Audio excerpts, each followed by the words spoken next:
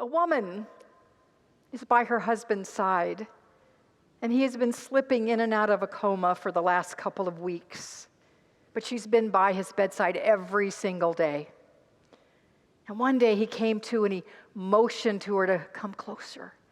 And kind of in a soft, weak voice, he said, "You know, I've realized that you've been with me through every bad experience I've ever had. When I got fired, you were there to support me." And she's like, "Yes, dear, I was, because I love you." He says, "And when my business failed, you were there, right there by my side." "Yes, because I believe in you." "And you know, when I got shot, there you were right by my side." "Yes, because I saw and knew that you were not going anywhere, that you were still going to be with me." "And when we lost our house, you stayed right there." "Yes, because our life is together." "And when my health started to fail, you were still by my side." "And you know what?" he said.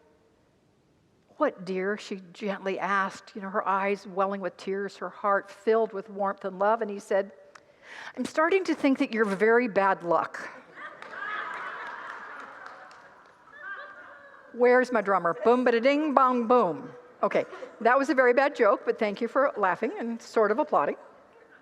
But it does set the tone for tonight and for next week, because we're going to talk about luck. So some of you in here might be a smidge too young to remember this song. I'm not.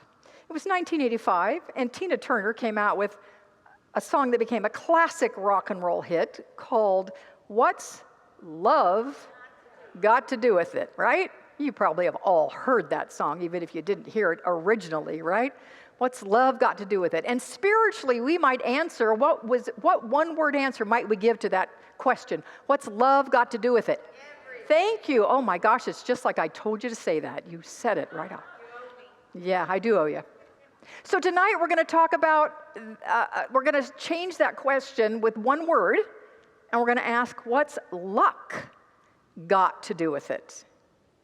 And you're pretty smart cookie, so I suspect if I said, so what does luck have to do with it? You might answer nothing. Thank you. You weren't quite so sure on that one, but that is correct. We might say nothing, because luck has nothing to do with anything. But sometimes, maybe it kind of feels like it does, right?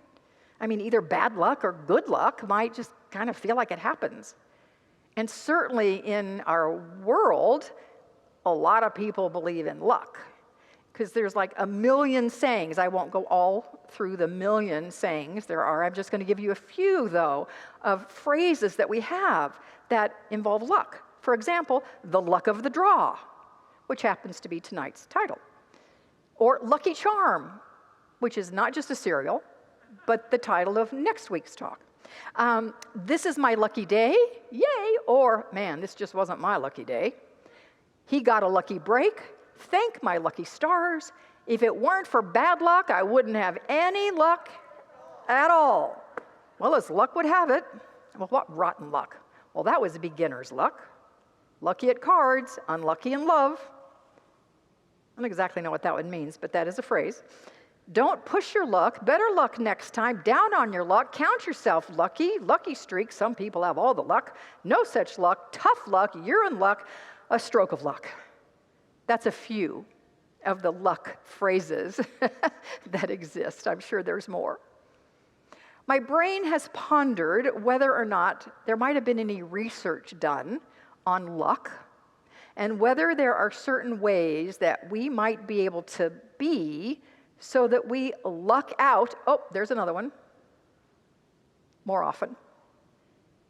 And lucky us, there was some research done on that, which is what we're going to talk about tonight and next week. But first, before we talk about that, I'm going to lay a little spiritual groundwork, because, I love laying spiritual groundwork. So the spiritual groundwork I want to lay tonight is, some pretty good wisdom and counsel from someone quite smart. And it goes like this: be in this world, but not of this world. Remember that? Master teacher Jesus said those words. Be in this world, but not of this world. Well, what did he mean by that? I don't know. I can't go back and ask him. But I can say what I think he meant, or what that means to me. And what that means to me is that we are in this world. We are in this human physical experience. And in this world of physicality, we have needs, we have wants, we have aspirations, we have hopes, we have disappointments, we have experiences, we have emotions, we have accomplishments, etc., etc. And in this physical world, there is polarity or duality, right? There's up-down, there's in-out, there's right-left, there's success-defeat, happiness-sadness, Republicans, Democrats, sickness-health, love-hate, wealth-luck, good-bad, right-wrong, even life and death, and much more. We live in a world of duality, in this physical world.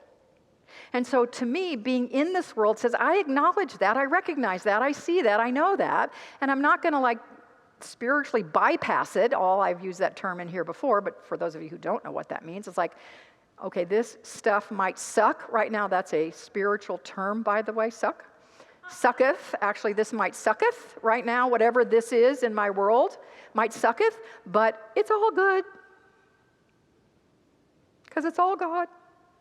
Those are actually true statements, but if we go there right away, that's called a spiritual bypass. We got to recognize, acknowledge, feel, but don't go down the rabbit hole. But it's very important that we be in this world and acknowledge our physical human experiences. When our hearts ache when a loved one passes, or when another child gets shot in a school shooting. We get scared when our bodies start not doing what they're supposed to do, right? Sometimes there's more I got to say this right. Sometimes there's more month at the end of the paycheck than there is paycheck at the end of the month, right? And that's troubling. We might get or be right now afraid that our rights or the rights of others are being possibly taken away. That's scary. Acknowledge it, yes. And let's go to the second part of what the master said. He said, yeah, don't ignore that stuff. Yes, but know that in the midst of all this stuff that's happening in this physical world, there's something more. So don't get yourself so wrapped up in the being of this world that you forget the more. And the more is something higher and something greater than anything that's going on this physical surface. In the midst of polarity, there is only, in the midst of physical human experience polarity, there really is no polarity. There's only one. There's only God. There's only love. There's only perfect unfoldment even when we can't see it. And personally, I am grateful to know that. To know that I can be in this world, but I don't have to be of it. I'm so grateful to know that. It's helping me get through times right now. And I feel lucky, there it is again, to know this. To be able to be in this, but not of this world. So that's our spiritual foundation for the work tonight that we're going to talk about as far as the concept of luck is concerned. So there was a scientific research done, a study done. It was many years ago. It was done in England. They had thousands of subjects in this. And it was done over the course of 10 years. So this was a long-term study. The person who did it was Dr. Richard Weissman. And then he wrote a book called The Luck Factor, in case you want to go find it. This happened a while ago, so I'm assuming it's still in print, but it's called The Luck Factor. And out of the body of research, 10 years that he did, he discovered that there are a few simple attitudes that proved over consistency, over time, that people have that improve their luck. And from now on, whenever I say the word luck, consider the fact that I did this, but it's so annoying when people do this all the time. Every time I say luck, I'm not going to say luck like that, but just know that I'm putting quotes now around when I say luck, because there really is no such thing as luck. But tonight we're going to look at one of the things lucky people consistently do. They maximize. What is it that they maximize? They maximize two things. They maximize what they already have, and they maximize opportunities that come before them. They maximize what they already have, and they maximize opportunities that present themselves. So let's take a look at each one of those. Maximize what you already have. So you all know, and are, I'm sure, familiar with Jesus' miracle of feeding the 5,000. I referred to this a couple weeks ago when I was talking about pre-gratitude. And he, fed 5,000 men and women and children, coincidentally. So probably 10,000 people. Probably. Put yourself in Jesus' shoes, sandals. Put yourself in Jesus' sandals for a minute. He's been in front of this throng of people all day. It might be hot. And you're noticing that some of them are starting to get perhaps a touch hangry. You know hangry, right? That grumpiness, that testiness, that short-fusedness, it's a new word, that happens when our blood sugar gets too low. He might have noticed that some people, maybe a lot of people in this throng of people are starting to get that way. And he's like, oh boy, I got to do something about this because I don't want 10,000 people being hangry. So he asks everyone in the crowd, let's pitch in, let's help, let's share our food. Why don't you pass it? We're going to pass baskets. Let's bring it up here, and then we'll share. Okay, great. So his disciples pass the baskets. They come back up, and what do they have? They have 5 loaves of bread and 2 fish. I mean, seriously, really? What do you think Jesus thought right then? I mean, he was human, right? He probably got a little irritated at that. Don't you think? I mean, wouldn't you have there had to be more food. By the way, that came from one little boy. One little boy gave that. Nobody else gave any. They were bogarting their food. We know that. But that's not my point. That's just a little aside. My point is that he looked at that and could have gone, oh, well, that's not enough. That's not going to feed 3 people, let alone 10,000 people. So let's pause the story for a second and look at your life, that maybe you have a need that you really want to have met, or you have a heart's desire that you want to create, and you look at what you currently have, resources, time, expertise, experience, money, whatever it is that you might need, and you might think, I don't have enough. I don't have what it takes to solve this need or live this dream. And you might get frustrated and throw in the towel and say, well, forget it, I can't do it.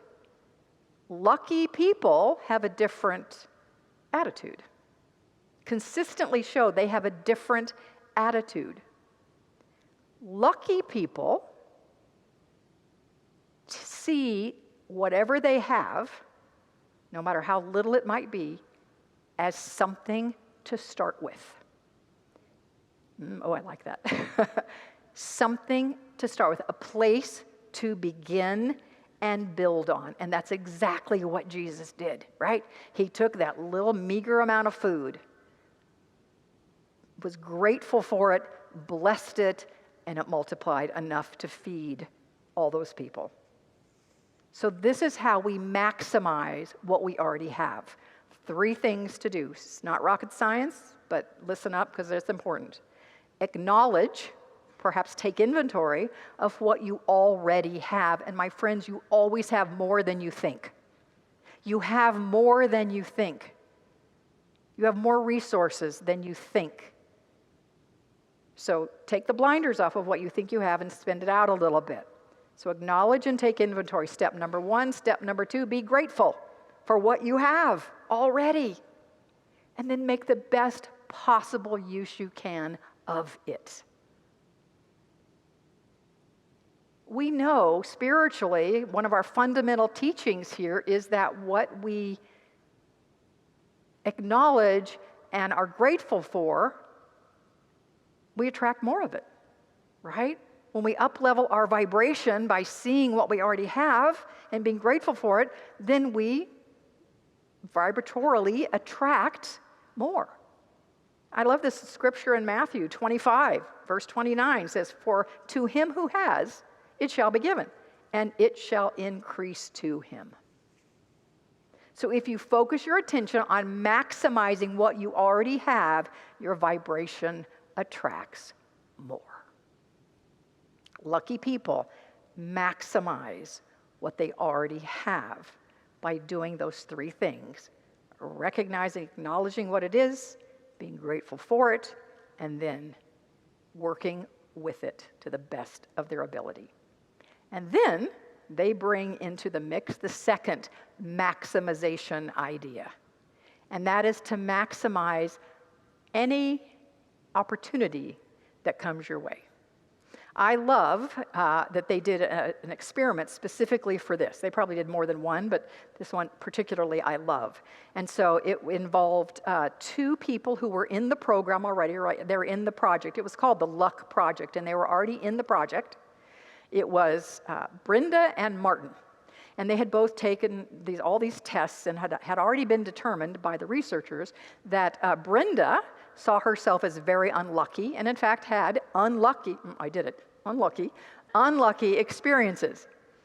And Martin, on the other hand, considered himself very lucky and had lucky experiences. So this is what they did. They told both of them that they were going to be going to a coffee shop, separately, going to a coffee shop, get a cup of coffee, sit down, wait for someone from the Luck Project to show up. That was it. What the experimenters did was put cameras outside and inside so that they could watch everything that happened. And they set it up so that the coffee shop only had 4 tables, and at each table was already someone seated, a plant from the experiment. Okay? Then they set up 2 opportunities. One opportunity was that right in front of the door, right by the entrance to this coffee shop, they put a 5-pound note. Remember, did I say this already? It was in England. It was done in England. So they put a 5-pound note right by the front door. The other thing they did was to have these people sitting there, but one of them was dressed like a very successful business person, and the others, not so much. Not so much. Brenda and Martin knew nothing other than they were to go, sit down, have coffee, wait for the person from the Luck Project to show up. So Martin was the first one. Martin, the lucky one. He was first. So he goes, he immediately sees the $5 note. It's like, oh, yay, picks it up, look at me, puts it in his pocket, goes and gets his coffee, looks around, sits down next to the businessman, immediately starts to talk to him, says, hey, can I buy you a cup of coffee? The businessman says, sure, of course. They sat and chatted it up. He gave him some business strategies, some ideas. It was great. And then the Luck Project guy showed up, took Martin away. Now it's Brenda's turn. Oh, by the way, they replaced the $5 or the 5-pound note. And now it's Brenda's turn. And you, again, are sharp cookie, so you probably know what happened here. She walked right past the money. Didn't see it. She walked in, got her coffee, sat down, also next to the sharply dressed businessman, but did not say a word to him during the entire time. Later that afternoon, Dr. Wiseman called each of them in separately and asked them if any lucky or unlucky events had happened to them that day. Brenda looked at him blankly and said, nope, it was an uneventful day. Nothing happened. I went into the coffee shop, like you said, I sat there and I waited, and that was it. Martin, however, gave this colorful story about, oh my gosh, what an amazing day. I found 5 pounds, and then I sat with this really cool guy and got some great business advice. It was a wonderfully lucky day. Exact same opportunities, very different responses to the opportunities that were presented. So people who consider themselves having good luck take advantage of the opportunities that are before them. And here's the cool thing. We live in a universe of infinite potential, and so there are opportunities always around. They abound. They're everywhere. And I love these words from founder of Science of Mind, Ernest Holmes. He said, "We stand at the point of limitless opportunity. Opportunity is right here today. It recognizes us as we recognize it." Ooh, that's a key phrase. It recognizes us as we recognize it. We exist in limitless opportunities which are forever seeking to express through us.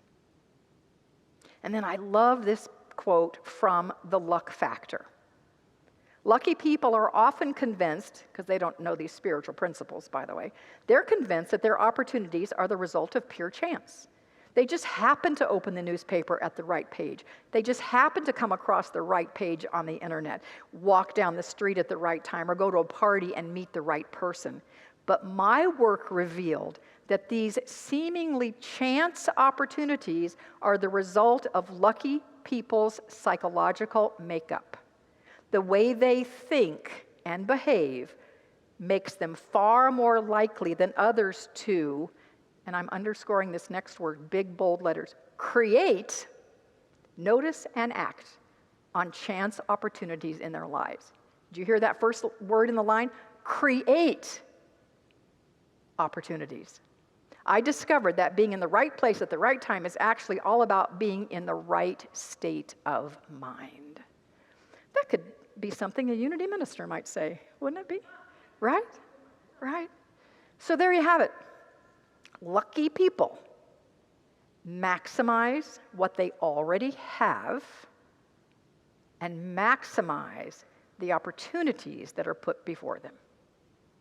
So I was thinking about this today, percolating on this and thinking, what's a personal example I could share of that? And I'm like, hello, yeah, of course. So in October of 2018, I stepped away from a church ministry. Some of you are here. Thank you for being here tonight. I was a minister of a church for 22 years, and I stepped away from that. And I have to tell you, it was a career and financial walk of faith, because I didn't know really what else I was going to do. I'd been a minister of a church for 22 years. I knew it was time for me to go. I was clear about that. But what was unfolding in front of me, I didn't know. Financially, how was it going to unfold? I didn't know. It was a walk of faith. And I love this little definition of faith. Faith is knowing that when you walk off a cliff, one of two things will happen. Either the ground will rise up to meet you, or you will spread wings and you will fly. So this was a walk of faith for me to do that. But I was thinking back as I was reflecting on this today that I definitely took inventory. Okay, so what have I got to work with to start a new work? I knew it wasn't a church. That was not for me to do. Kind of as they say, been there, done that. So I didn't need to do that again. But so what do I have to start a new ministry of some kind, a business of some kind? So I realized, well, I had 25 years of spiritual growth and learning and teaching and practicing. Okay, that's got to be worth something, right? I had recently been certified as an Art of Feminine Presence teacher. Okay, that's cool, got that. I had a deep desire to continue to serve and inspire people. I knew that was there in me. I had a small group of women who were taking an Art of Feminine Presence. They were in a circle, and they were taking that teaching with me, so I had them to start with. There was about six of us or so. I had a lot of people who wanted to stay connected with me from my church. I had a lot of ideas, always had a lot of ideas, and I had that faith thing going. So it was my inventory of what I had. I was grateful for all of that, so grateful for all of that. So then make the best of what you have, Michele here. So I decided to go with a low-hanging fruit. Well, I've already got a group of women doing this Art of Feminine Presence work. Let's just keep doing that, and let's put the word out to expand that. And so pretty soon my one group got too big, and so we branched off, and I started another night. And then some people couldn't make that night, and so we started a third group. And so for quite a long time, I had 3 groups running. And then it morphed into a big retreat, several retreats, women's retreats. I had an idea to mentor women. I wanted to do that, and so I started putting the word out and got a couple of clients. And as I worked with what I had, my new business started to blossom. A few months after I left ministry, I had an opportunity present itself in front of me. It doesn't sound like it's going to have anything to do with this, but it did. A friend of mine said, I'm going to take you. You deserve a vacation, a break. I have to go to New York for business Friday, Saturday, Sunday. I'm taking you with me. It's on me. Come. I'm like, well, okay. Yeah, that's a proposal I can't refuse. And so I went with her, and it was an amazingly beautiful, delicious, and healing weekend for me. In addition, my friend is a very savvy businesswoman. I don't see her that often, so we don't chat regularly. And she was asking me, what are you doing now? How's it going? What's going on? And I started telling her about my mentoring, and she asked me lots of questions and gave me such incredible wisdom for how to structure mentoring, how to price it, how to offer it. I mean, it was a huge, huge gift that I got. And I got that because I said yes to the opportunity. Not a hard decision, by the way, to say yes to go to New York. But I could have said, oh, no, I can't. I don't have time. I got to work on this. I got to do that. I said yes to that opportunity. And over the years, many opportunities have come, including the opportunity to be here 2 Wednesday nights a month for the foreseeable future. I'm really excited about that. I'm really happy to have that opportunity. The bottom line is, when I left my church, I really had no idea if I would sink or swim. I didn't know. But I maximized what I already had, and I maximized the opportunities that came in front of me. And I can say 7 years later, I got a pretty nice little gig going on that satisfies my soul to the depths and still does some good in the world. And I feel very, very blessed by that. So, my friends, what is it that's going on for you?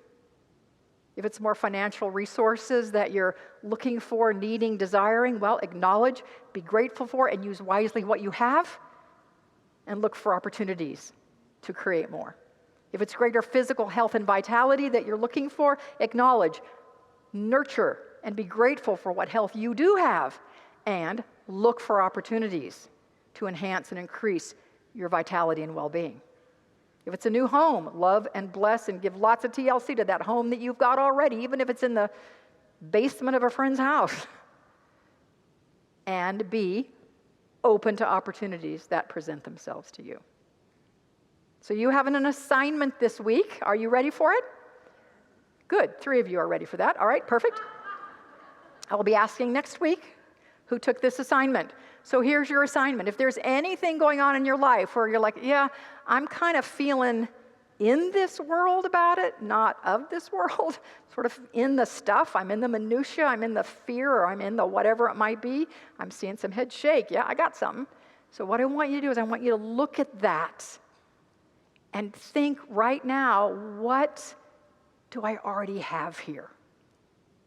What do I already have? What resources, what tools, what skills, what knowledge, whatever it might be, what do I already have here? Because I promise you it's more than you think. You have so much more resources than you think, including your faith, including a belief that God's right in the middle of it. Those are important resources. And then have your eyes open to opportunities.